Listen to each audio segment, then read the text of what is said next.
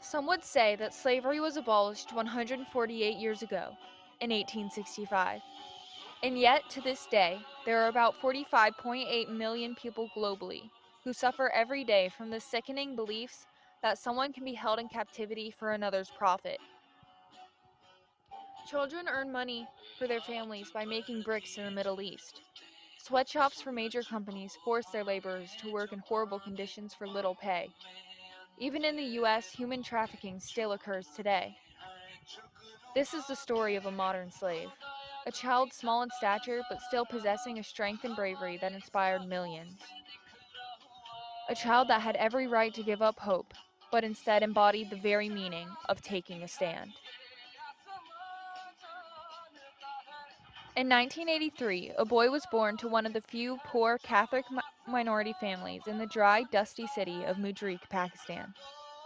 At only 4 years old, this small boy was sold to a carpet factory by his mother, after being abandoned by his father, to work in harsh conditions where he will be beaten, starved, and crippled to pay off a loan, the equivalent of $12 that was used to pay for his oldest brother's wedding.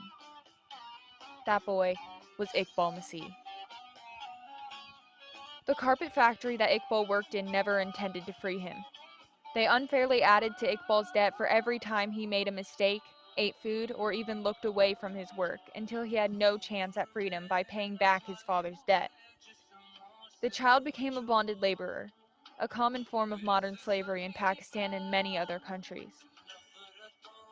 According to the Oxford Dictionary, bonded labor is a practice in which employers give high-interest loans to workers, whose family then has to work at low wages to pay off the debt.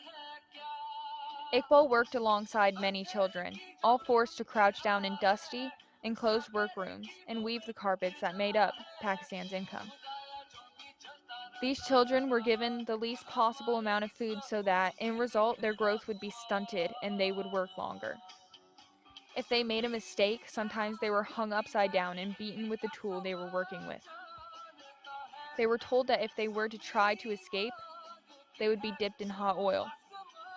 Most of these child slaves were given no education, no freedom, and no hope for a better future. All except for Iqbal.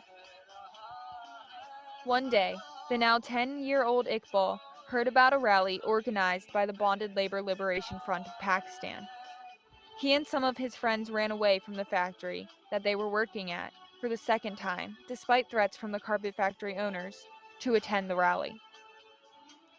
Once there, Iqbal was called up to speak in front of everyone at the rally about his experiences as a bonded laborer in the carpet factory that held him, not knowing that he was going to be saved, and for the first, but definitely not last time, Iqbal risked life and limb for the children that he had left behind in the factory, so they too could have a chance.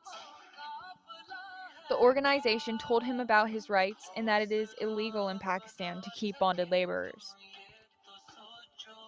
According to the laws in Pakistan regarding bonded labor, Clause 12 states that the punishment for extracting bonded labor under the bonded labor system is that whoever enforces after the commencement of this act any custom, tradition, practice, contract, agreement, or other instrument, by virtue of which any person or any member of his family is required to render any service under the bonded labor system, shall be punishable with imprisonment.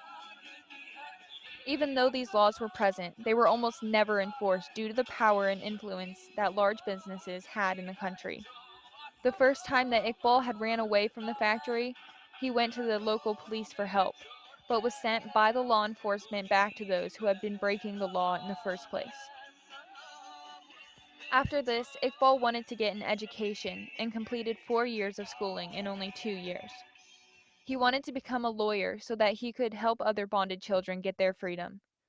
He also became an important activist for the Bonded Labor Liberation Front and made many speeches, the most famous being the We Are Free speech that he made at the Reebok Youth in Action Awards in December 1994 when he was around 12 years old. While he was campaigning against bonded labor, Iqbal traveled to many countries to speak about his experiences in the carpet factory and to raise awareness about the many children still in slavery. In 1994, he came to America and visited Broadmeadows Middle School in Quincy, Massachusetts for a day. His visit to the 7th graders there was life-changing. In an interview with New Moon, Amanda Luce said, "He was 12 and I was 13, and he was so small that he only came up to my shoulder. His body was also hunched over from working over a loom for so many years." After talking to the students and telling them about his life and experiences, Iqbal asked them to spread awareness about bonded labor and to tell people to stop buying rugs that were made by child laborers. Many of the children were in awe by his bravery and thought of him as someone to look up to. When they asked him why he was going to go back to Pakistan even though it was dangerous, he said that he was going back to help all the children left behind in the carpet factories. In spite of the amazing effects he could have had on our world and his many goals for the future, on Sunday, April 16th, 1995, at a little under 13 years old, Iqbal was killed. He and two of his cousins were riding their bicycles home after Easter Sunday Mass when they supposedly came across Muhammad Hero Ashraf in relations with a donkey. Upon seeing the boys, he turned to Iqbal with a 12-bore gun. Iqbal suffered 120 pellet wounds to his back and legs and was killed immediately. Iqbal, being at this time a well-known child activist, had already in his lifetime freed around 3,000 children and had lost Pakistan's carpet industry $37 million in just under 1 year from bringing awareness in foreign countries and asking them to stop buying carpets that were, as he would say, made by children's blood. His controversial death led to protests around the world. Many people, especially the BLLF activists, believe that the police report was formed to cover up an assassination by the carpet mafia. One of the main reasons that people think this is because the killer only shot Iqbal and not the other two boys with him. Ishan Ullah Khan, Bonded Labor Liberation Front leader, said, "We know his death was a conspiracy by the carpet mafia." Even before his murder, Iqbal had received multiple death threats from these people. When asked about Iqbal, Khan said, "He was so brave, you can't imagine." After the middle school students at Broadmeadows heard about Iqbal's shooting, they became angry. With this inspiration, they started calling companies around their community, asking them if they were selling goods made by bonded laborers. They held bake sales, car washes, lemonade stands, and other fundraisers to collect money for their cause. As word spread about these middle schoolers' plan, people started to send in donations. In the end, they had collected over $140,000. They now had enough money to build a school for bonded children in Pakistan so that, like Iqbal dreamed, those children could get an education. After their plan was accepted by the Prime Minister of Pakistan, they still didn't stop. They went around the country to make speeches to spread the word about child labor. They even spoke in Congress and, like Iqbal, won the Reebok Youth in Action Award for their success in making Iqbal's dream come true. At the ceremony, Amanda Luce said, "We realize building one school will not end child bonded labor, but building this school builds hope." She ended her speech with this message to Iqbal: "Dear friend, rest in peace. We haven't forgotten you." Congressman Jerry E. Studs of Massachusetts was so inspired by their strive to make a difference that he put their story into the U.S. congressional record.